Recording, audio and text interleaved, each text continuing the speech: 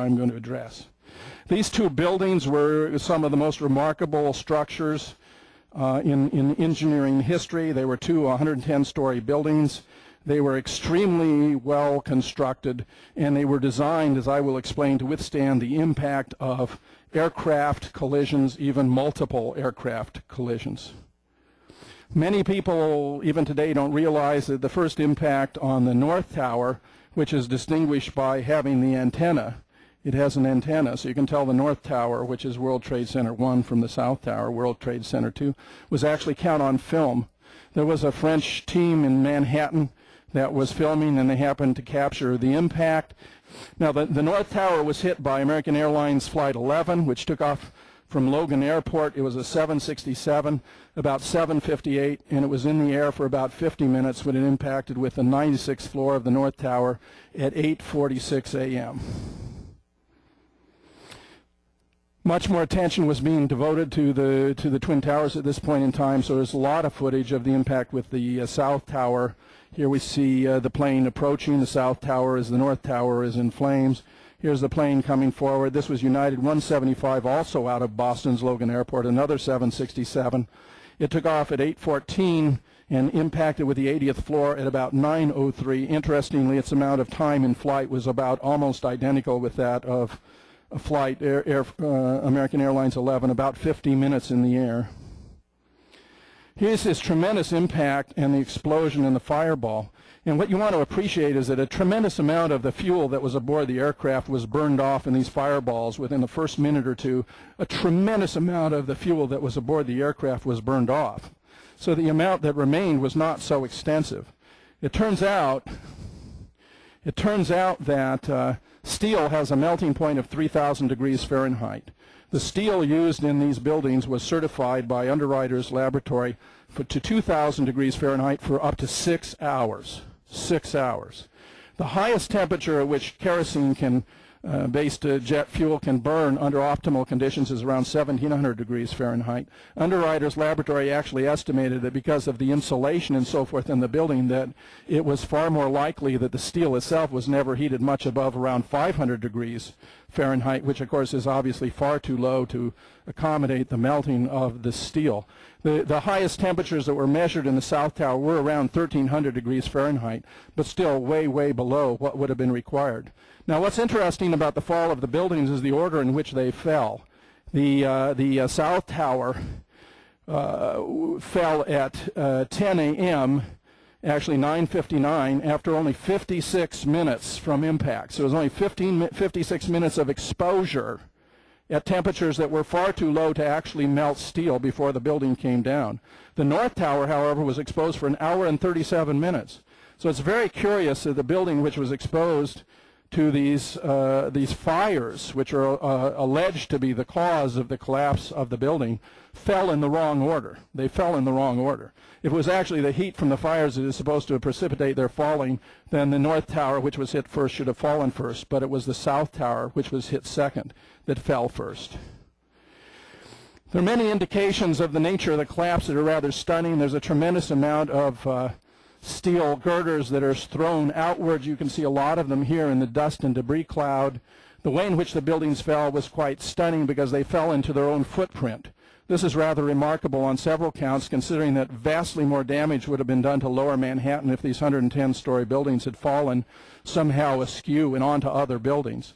They not only fell into their own footprint, but they fell in such a way that most of the steel was in 30-foot segments, which made it very easy to load aboard vehicles, and most of the steel was in fact very promptly removed by an extremely efficient company by the name of Controlled Demolition.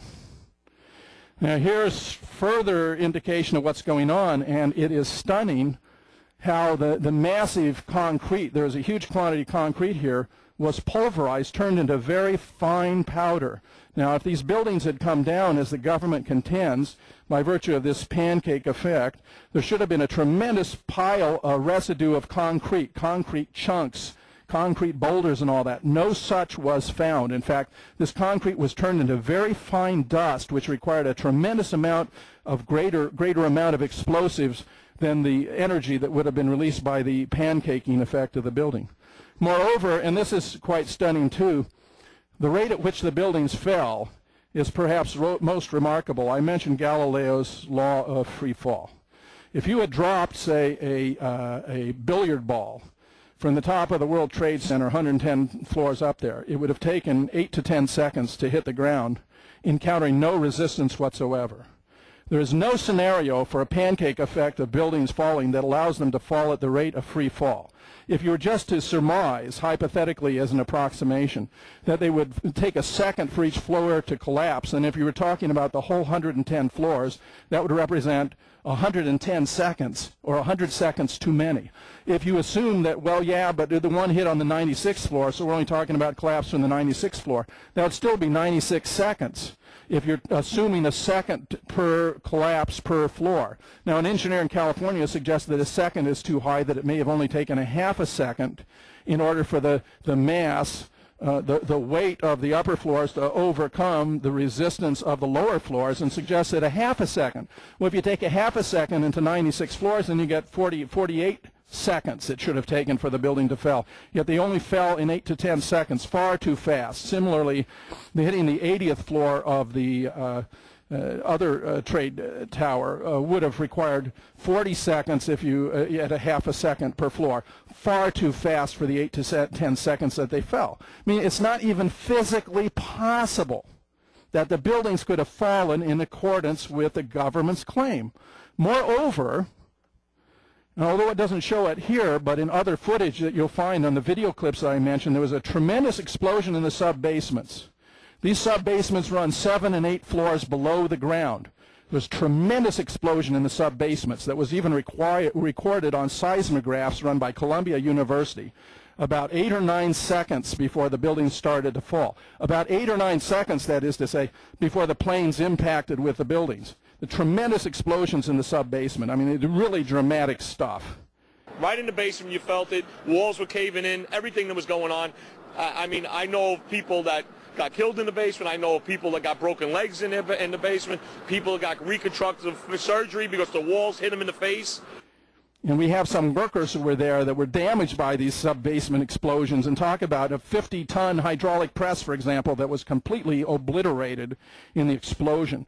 And if you look at the film footage of the explosions, you find all over the place there's these little plumes of smoke breaking out called spools that are symptomatic of a controlled demolition. Here's a spool. See how it extends. Here's another. See how it extends. Here's another. See how it extends. And we wound up with this mass of steel that was surprisingly easy to remove because so much of it was of a relatively uniform size, around 30-foot lengths. Really quite remarkable. And they started cleaning up the site almost immediately. Now, the claim was made, and you can find this in the 9/11 Commission report, that the center of the buildings was all hollowed out. But the only part of the center of the buildings was all hollowed out were the actual elevator shafts. There were, in fact, 47 steel columns at the center of each of these buildings. 47 steel columns at the center of these buildings, and on the perimeter there were no less than 240 steel columns. And you certainly would have expected them to be projecting upward. If the building had fallen, it would have been very asymmetrical. It would have been very different kind of collapse than occurred here. Here's some early photographs in the construction of these buildings. They were really marvels of engineering.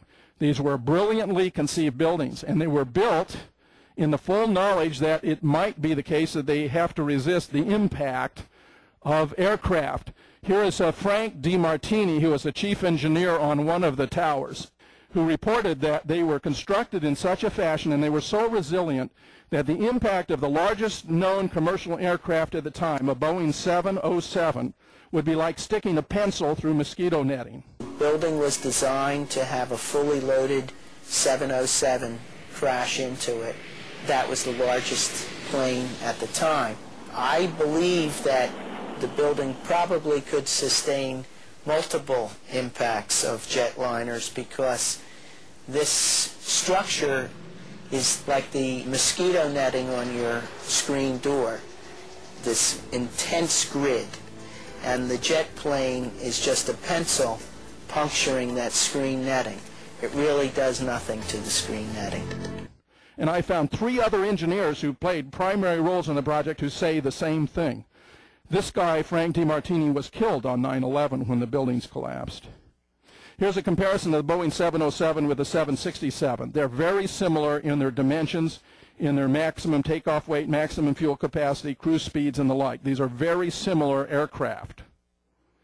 Let me mention, by the way, that this is the first and only time in history that any steel structure skyscrapers are ever collapsed.